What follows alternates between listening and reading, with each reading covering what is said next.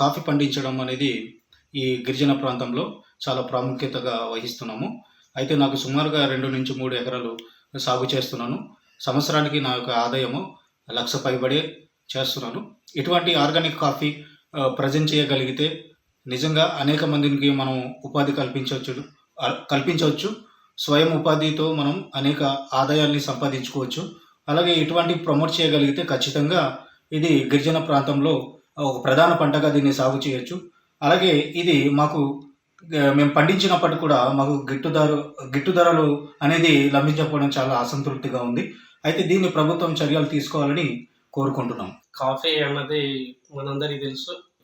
Visakha agency ఏరియాలోనే సుమారు కొన్ని వేల హెక్టార్స్లో ఇవాళ సాగు చేయడం జరుగుతూ ఉంది. దాన్ని బేస్ చేసుకొని ఇవాళ కొన్ని లక్షల మంది రైతులు దానివల్ల బాగుపడుతూ ఉన్నారు.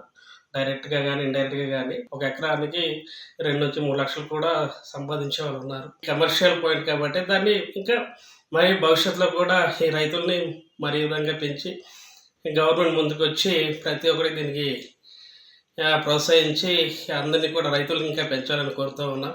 మరి ముఖ్యంగా ఈ మధ్యకాలం మనందరికీ తెలుసు, అరకు కాఫీ అన్నది మన ఒక ఏజెన్సీయే కాదు, రాష్ట్రాల్లో కాదు, దేశాల్లోనే కాదు, విదేశాల్లో కూడా మంచి ఇది కమర్షియల్గా మంచి గిరాకీ ఉంది. కాబట్టి దీన్ని గవర్నమెంట్ అయితే దృష్టిలో పెట్టుకొని చేయాలి.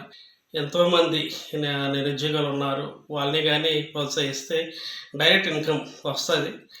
మరి అంతకంటే మన ఏజెన్సీలో నాకు తెలిసి ఇంత డైరెక్ట్గా వచ్చే పంటలు ఏం లేవు. ఈ యొక్క కాఫీ దాంట్లో కూడా